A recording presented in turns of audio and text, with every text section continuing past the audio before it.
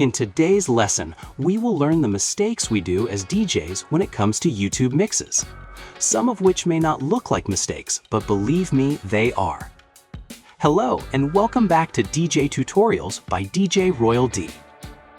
DJ mixes are very important. They show off what you can do as a DJ. YouTube mixes help you build a brand, reach a massive audience, and showcase talent, offering higher visibility than platforms like SoundCloud. They are a document of the music you love, for you and others. These mixes can even help you to get gigs, and most importantly, help you make money. At the end of this video, I will share with you 2 bonus tips, which will increase your views numbers on YouTube. Without further ado, let's talk about mistakes most DJs make when it comes to YouTube DJ mixes.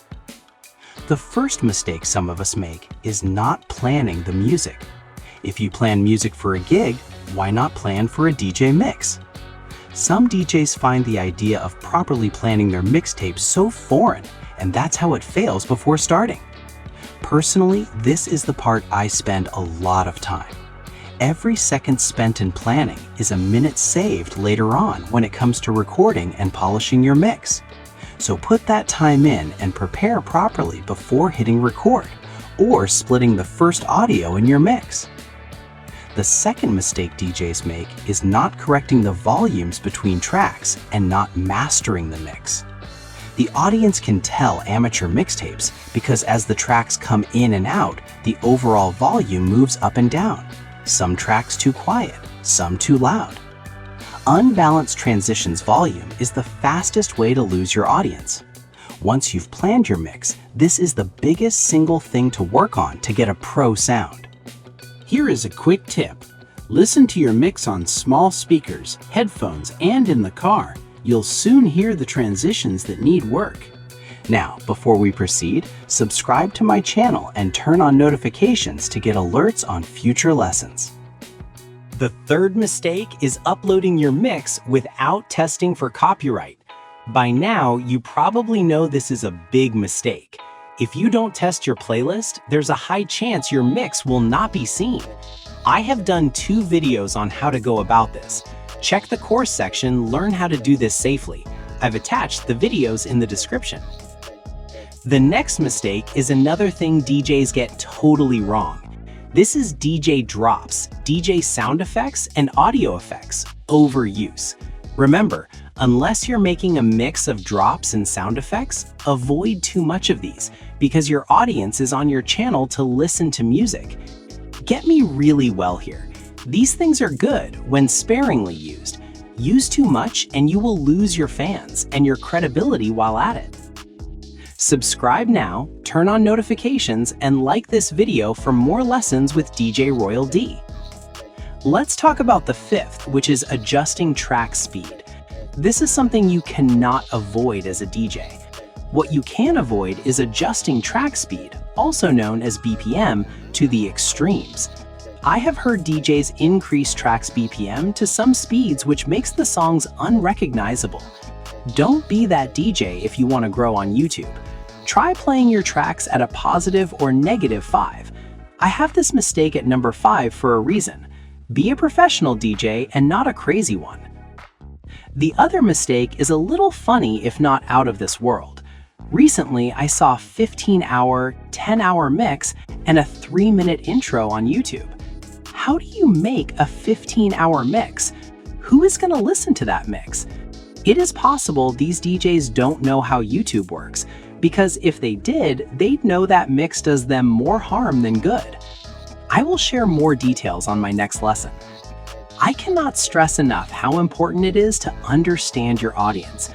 Before you start recording that mix, ask yourself, who are the audience?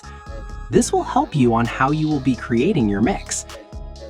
The 8th mistake is scratching. I know what you must be thinking, so let me explain further. Scratches can be good and bad. If you're good with those baby scratch, forward scratch, transform, and scribble scratch technique, use them. But do not overdo it. Do not scratch just anywhere, especially where you might mess the listener's experience. The other mistake is settling for second best. You set out with the best intentions, but after putting the work, recording, you get to the quality check and you're half happy with your work. Even though you can hear errors and things you'd like to do again, you just don't have the heart to go back and do a better version or do edits to your mix. This will have to do, you tell yourself. Do this and you failed the 10-year test. If you listen back to your mix in 10 years, do you think you'll be proud of it? If not, you should keep working on it. You create a good mix and fail to do a good artwork to go with it. Unprofessional cover or thumbnail for your mix is another area DJs go wrong. A mix needs a good title and good artwork to stand out. You've gone to all the trouble of making it sound amazing, so why wouldn't you get some nice cover art for it too? Unless you are actually a designer, like me, don't do it yourself. We are blind to how bad our homemade efforts at mix covers, logos, and any other design tasks are. Remember, the thumbnail is the first impression. Our 11th mistake is not engaging with the audience. Stop acting like a celebrity and engage your audience through the comments. The comments section is there for a reason. Use it. Now, let's move to the 2 bonus tips. I have done my research very well, and mixes without video transitions tend to do better than those with them. But that's just from what I've seen and heard from fans. The case might be different for you, so do experiments. Ask your fans what they enjoy better. The last mistake in today's lesson is sharing the link to your mix. This might sound like BS, but when you share a link, let's say to Facebook, you might get a few views in a short time, but the watch hours will be much lower than what you should get for that number of views. This is because when you share the link, most of your friends from Facebook or Twitter might click the link out of curiosity, and if they don't like how you started the mix, or it's not their cup of tea, they will leave a comment to let you know they watched, and may leave before watching to at least the 30-second mark.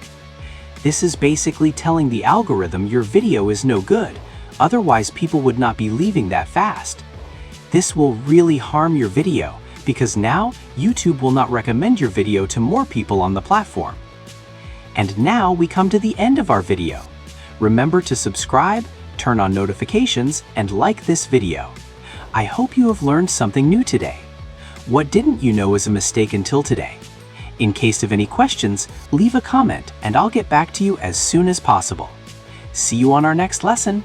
Thank you for watching and keep creating.